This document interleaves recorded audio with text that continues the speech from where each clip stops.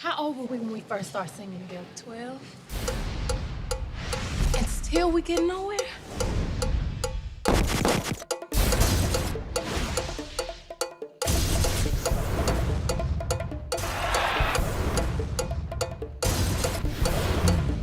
What you need is a break. And I'm here to give it to you. You swear? If I'm lying, I'm dying. 1, 2, 3, hit me! $400 a week to sing behind Mr. Jimmy Early on the road starting tomorrow morning. Ladies, thank you so much. You're saving Jimmy's life. I'm at your feet. I'll do anything for y'all. Exactly what would you like Jimmy to do for you, baby? Oh, I know what's happening.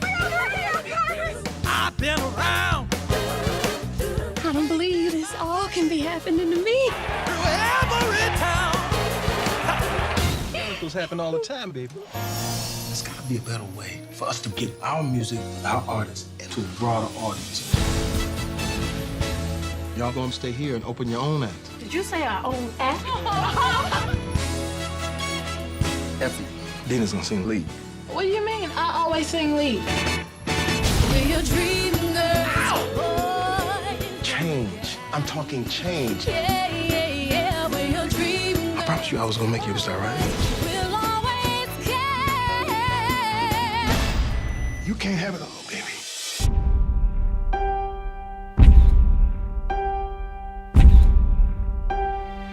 No, there's no way. No way. I'm living without you. I'm staying. And you're gonna love me.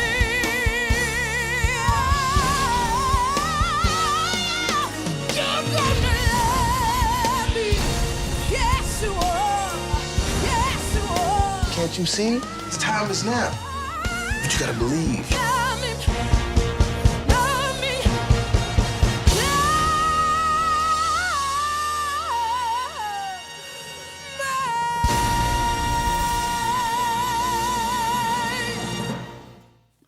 Yeah, so Dreamgirls, again, I've never seen Dreamgirls all the way through, maybe bits and pieces of it, but I don't know, it just never, for some reason, just never appealed to me. But now my old self is like, why the hell would you not want to watch a movie that had Beyonce, Jamie Foxx, Eddie Murphy, Jennifer Hudson, and all the other talented people? Like, why did I not want to watch this movie? I don't understand why. Just as a music head, I don't understand why I never watched this movie. I don't understand. But yeah. But I finally watched it, and boy, do I have thoughts. Dina's gonna sing lead. Dean is doing what? Lead. What do you mean? I always sing lead. Tell him, CC. We're trying something new, Effie.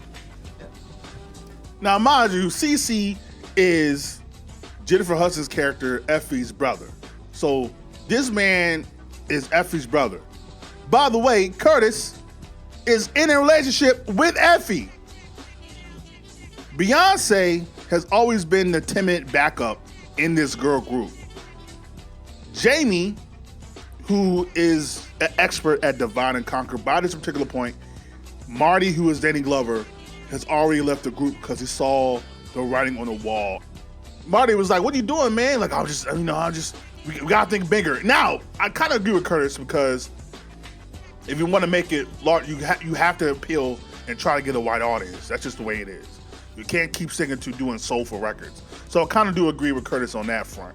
But just like the fact that everybody, Curtis did such a great job of divide and conquer. So Marty leaves because he sees the writing on the wall, because he's been in the game so long and he sees what's finna happen. Then Curtis here separates Jimmy from the Dreamettes, which are now the Dreams. And then now Effie, who already had a compromise because she didn't want to sing backup to another act anyway, already compromised by being backup singers. Now she got to be backup of a backup. Now she got to be backup to Beyonce. Why? Okay, well let's break it down. You know about this? Curtis and I talked it over. He said it's only temporary. That's your sister. Like, I just can't get over that, but go ahead. We finally get the chance to have our own act, and Dina's doing lead. She can't sing like I can.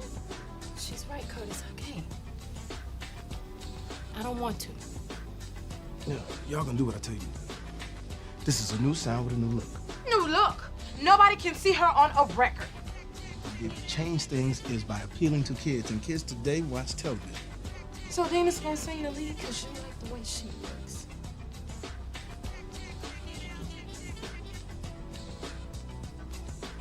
Am I ugly to you, Curtis?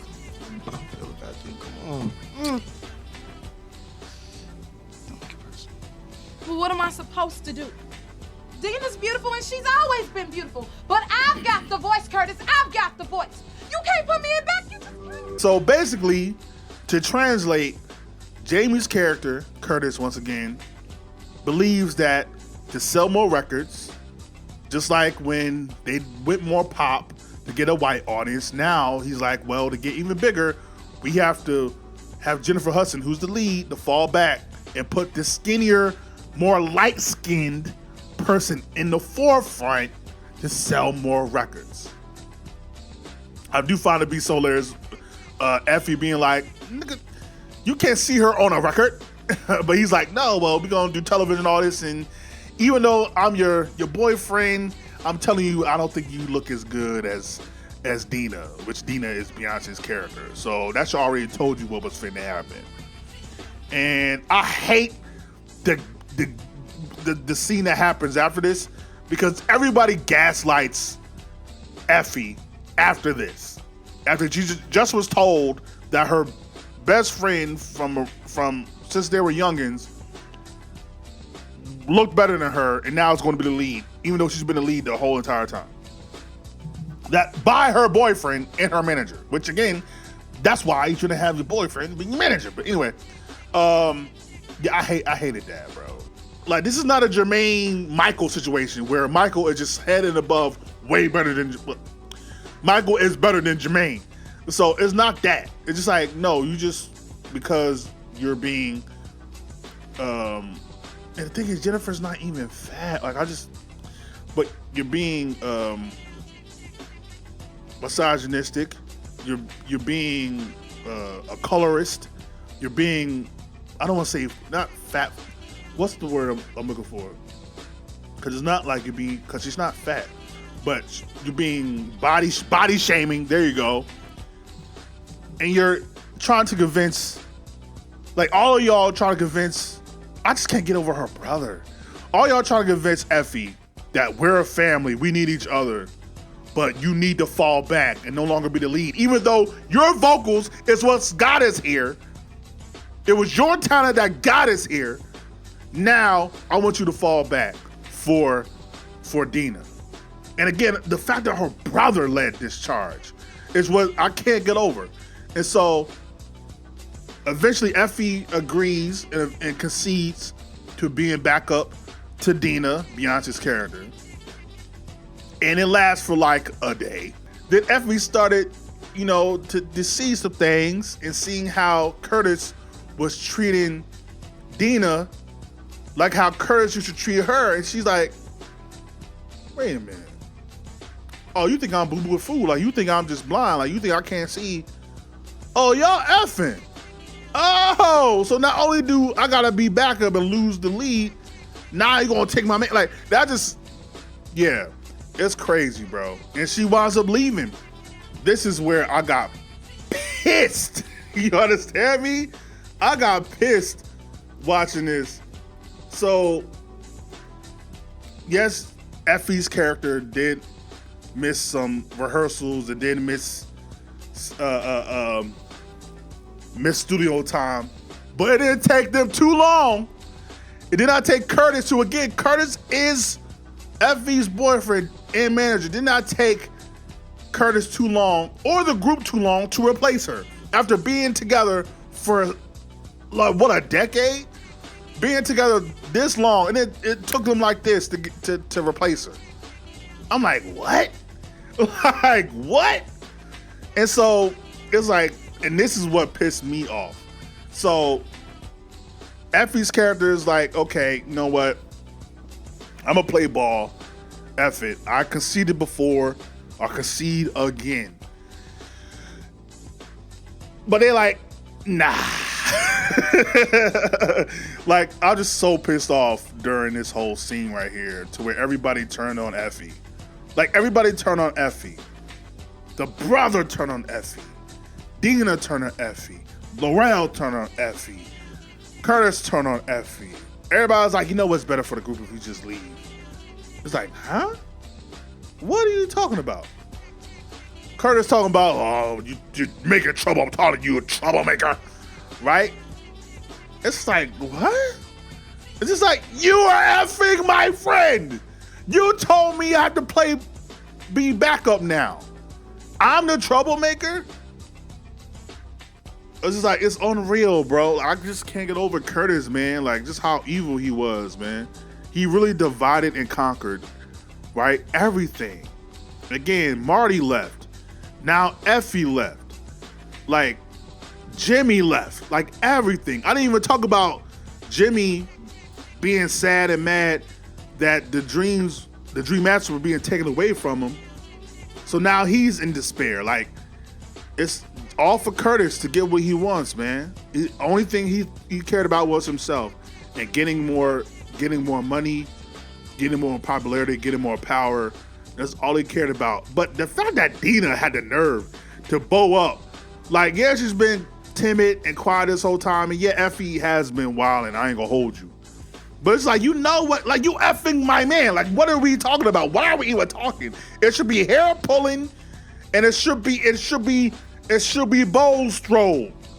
Bo's throw. You feel me? What are we doing? So it goes to show you that maybe it was all about money. It was all about fame. They didn't really care about nothing else. Crazy. Just crazy. So now Effie, time jumped to like 9 years later. Effie had a child. She didn't even know right here that she was actually pregnant. She just was finding out that she was pregnant with Curtis's baby. And so now she basically has to pick up the pieces and figure out life after the dreams or the dreamettes. And she winds up going to Marty to try to get her career back in order. Meanwhile, Jimmy is trying to salvage whatever's left of his career. And he does this great song talking about peace with Laurel, who he's with. And again, Laurel, like, you are a side chick. Why are you even talking to me? I'm sorry, that pissed me off. Laurel, he said 2 words about nothing. She wanted to play background the whole entire time, right? Jennifer ain't said nothing. I'm sorry, Jennifer.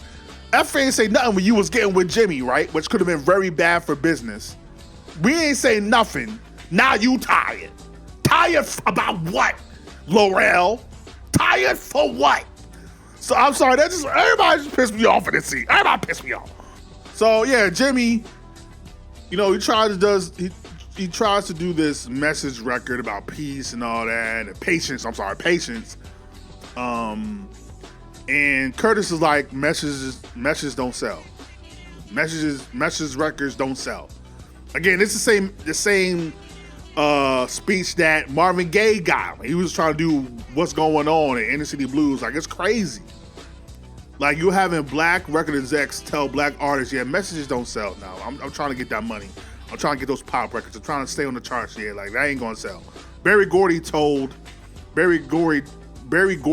Marvin that. It's like, damn, that's crazy. But it's true. Like, this is what these record execs feel, right? And it was like, okay, it might not sell as much, but it's still important. It's still needed. Like, damn, how many records you need to sell, nigga? So yeah. So Jimmy, he's like, yo, I'm tired of the song and dance. I'm tired of the politics. I want to do my thing. I want to do my music. He winds up going crazy. And he has actually a very good performance. Eddie really killed his role in this movie as Jimmy Thunder early. He really killed his role, even with him putting his pants down. But Curtis was so controlling. He wanted to control everybody, every little thing they did. He wanted to be the master and the puppet master. He wanted to control every little thing everyone did. From the look, from the sound, from the movements, every little thing. It's just like, hot damn. You're not God, nigga. Like, he had this big God complex, bro. And people retaliated. Jimmy retaliated. Like, I'm tired of you telling me what to do, bro. I'm my own man. I'm my own artist. And so, like, you can see everybody retaliated at one point in time against Curtis. Like, he ain't like that. Eventually, Jimmy gets dropped from the label, and he wound up overdosing. But yeah, during this time, Effie tried to get her life back together. The brother also, again, retaliated against Curtis. Like, I'm tired of doing these poppy, soulless records. And Curtis like, well, this is the time. This is what's gonna sell. Like, and the brother, I forget, was it CeCe? CeCe's like, nah, man, like we need soul. Like, I'm tired of doing these soulless records. And you trying to remix it and do this other poppy, like, mayonnaise stuff. Like, I'm tired of this. And so he quits. It winds up going back to Effie, apologizing, which if I was Effie, it would have been up and it's stuck. Like, you ain't never gonna talk to me again. I don't care what nobody, like, you supposed to be family. You're my blood. Like, I ain't trying to hear nothing about nothing. No, you dead to me. Don't talk to me. You don't know me. Don't talk to me. When you see me in the streets, nigga, you don't know me. Nigga, it's T.I. all day. You feel me? Like, ain't no, oh, I'm sorry. I was just, and then the fact that the nigga had the nerve to talk about, oh, I got this record. At Jimmy Early's like wake, like CeCe had the nerve to go to Effie like, oh, I have this record. I really think you'd be good at. I really think you'd be good at this record. Like, a record? It's been 9 years, nigga. What the fuck you mean? You got this record. How are you doing, Effie? How are you? How's your child, Effie? The first thing on your mind is, I got this record. I think you'd be really good at it. I really think you'd be good at it. Like, get the fuck out of here, son. Like, nah, bro. So CeCe was, I don't care about CeCe. I don't care about him at all, bro. FCC. Dina's character winds up being this big star with the group, the new edition of the Dreams. And now Curtis is trying to control Dina like he does everyone else. And Dina, after a while, after like 9 years, is just like, okay, like, I'm not really feeling doing this movie you want me to do, which Curtis wanted Dina to do this Cleopatra movie, which is very similar to Diana Ross when she was supposed to do this, like a movie similar to that. Again, this movie is so similar to Motown. It's like they even had a Timu Jackson 5, which I wasn't feeling at all. But whatever, you do what you're gonna do. I said, what? Like, I was like, what the hell does that mean? Like, I said it in my reaction while watching along. I was like, what does that mean? Like, I kept repeating, like, what does that mean? You always been 16 to me. What does that mean? But this is a movie. It's such a great time capsule of how these execs and how these record people view talent, right? Look at how every like Disney star, Nickelodeon star, child star, what happens once they turn like 17, 18, 19? They rebel because the record companies try to keep their innocence and try to make them this goody two-shoes little bubblegum star, and then you see them rebel. Like, I'll never forget how Jamie Lynn Spears was treated when she got pregnant at like 16. Like, the whole, what was it, Nickelodeon? It was Nickelodeon, right? Like, the whole Nickelodeon, everybody like, and the media was like, this is the worst thing that ever happened in life. Like, I cannot forget. I remember that like it was yesterday. I think, what was that, junior year in high school? That might have been junior year when that happened. And like, the fact that Jamie Lynn Spears, which is Britney Spears' sister, when she had this show on Nickelodeon, Zoe 101, like, she was this teen star, and she winds up getting pregnant at like 16, 17, and the media acted like it was the worst thing that ever happened. And like, oh, you're supposed to be a role model, I can't believe you. Like, meanwhile, MTV is doing shows called 16 and Pregnant. So it's good. So you're fine to promote this for a TV show where you can make money off of it. But now that you can't make money off of Jamie Lynn for a little while, it's just, yeah, the industry is sick, man. Meanwhile, you got all these record execs and CEOs being pedos and assaulters and all. But anyway, I'm not going. We're getting off the point. But when I heard that line, like, you always be 16 to me, I said, what the fuck does that mean? What the hell does that mean? So, yeah, that goes down. Dina tries to stand up for herself, but she winds up caving. But she does go behind Curtis's back to try to get this different movie that's more edgy, more raunchy, to where she can actually be an adult. And Jamie finds out, doesn't like it, and basically bows up to her. Well, they offered me the part and I'm taking it. You read contracts or you just pray? You can't even take a shit and wipe your own ass unless I say it's okay. Well, I'll give myself a lawyer. What you think they're gonna do, huh? You think them honkies is gonna wait around while you try to drag me into court? Forget about it, it's over. It's either his way or the highway, which is just very disappointing. So Effie, after, again, this is 9 years of her after leaving the group and having a child and trying to make it on her own, goes to Marty and picks up the pieces. Curtis basically tells Dina, you can't do nothing without my permission. You can't even go to the bathroom not let me know which one you're gonna do and how you're gonna do it. Like, hot damn. Like, it's just like, you can't do nothing. I have you in contract. You can't do anything without me. And so Dina rebels and winds up snooping and finds Effie's record, One Eye Only, which again, she didn't know that Effie originally did that song. And she goes to Effie. Effie goes to Marty. Marty goes to his lawyers. And he wound up standing up to Curtis. And Curtis eventually tried to play it cool, like, Curtis tried to play it cool, like, man, it can do nothing to me. I'm too big and bad. Like, you can't do nothing. And then CC had to be like, do you forget I know everything that you have done? All the payola, all the illegal activities you have done? Either give Effie her record and quit this whole remix of disco record that you did, or we're going to the authorities, we're going to the courts, and we're going to take you down there.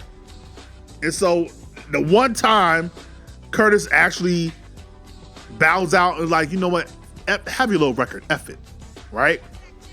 But at that same time, it's like, Dina's like, I can't do this no more. I have to live my own life. I can't allow you to keep controlling me. So Dina leaves Curtis, and now Dina and Effie is back on good terms. CC is, and all of them work together, and now they're all gonna go their own separate way and do their career the way they want to. But yeah, the Dreamettes had a final curtain call. They bring out Effie,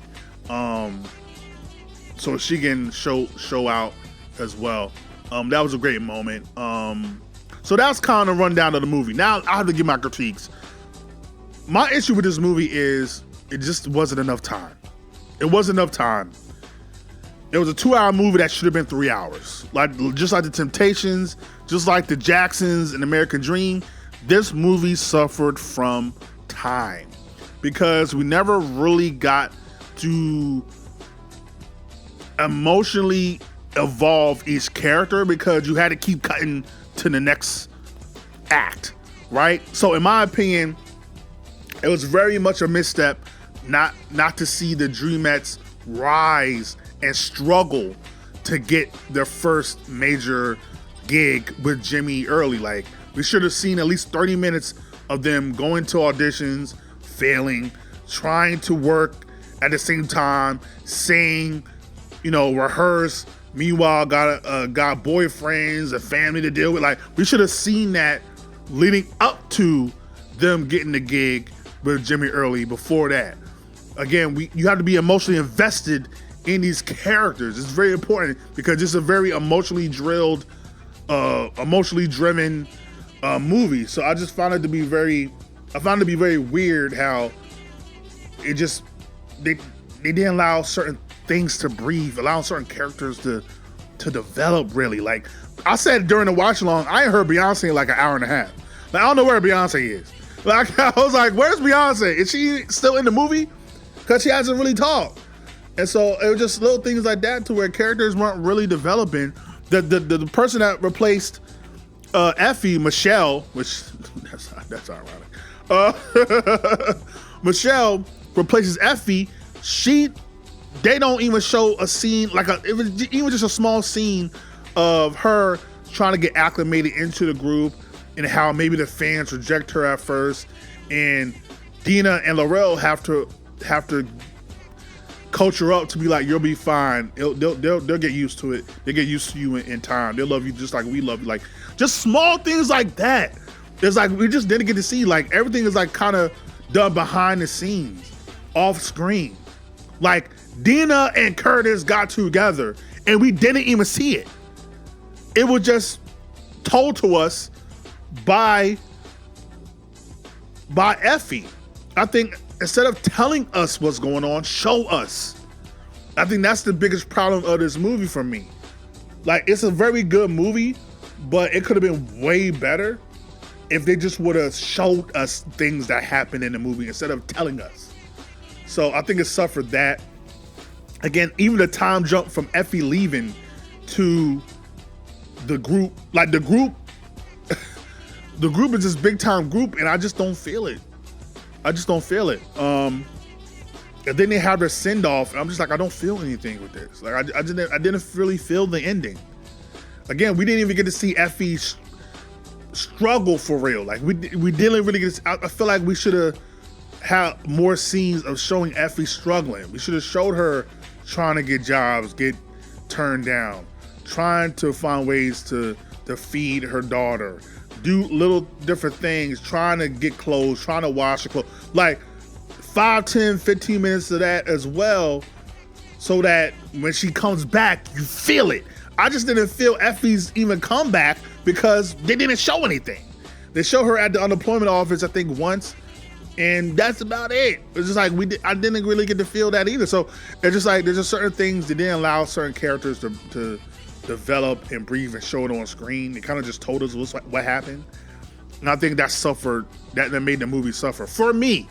Now others might not have minded it at all, but yeah, I just think there's just certain things about this movie it could have been done better. Guys like Curtis, it shows you either you die a superhero or live long enough to become the villain. Everything that was done to him, he'll wind up doing to his artists, right? From manipulation to control to taking other people's records for his own benefit. I just showed you how the music industry is, and it's like a constant cycle. That's why we wonder why things continue to happen that were happening back in the 40s, 50s, 60s, whatever. It's because music industry, just like any industry, is a constant cycle until you have someone in there that is willing to stand up against the system, stand up against the status quo. We're going to continue to have tragic stories of a lot of these talents in Hollywood. But anywho, yeah, that was Dreamgirls. That is my 2 cents. But let me know what you think. Like, comment, subscribe, share all the things of the things. Ain't gotta go home. Do gotta get this stepping. Peace. And I'll go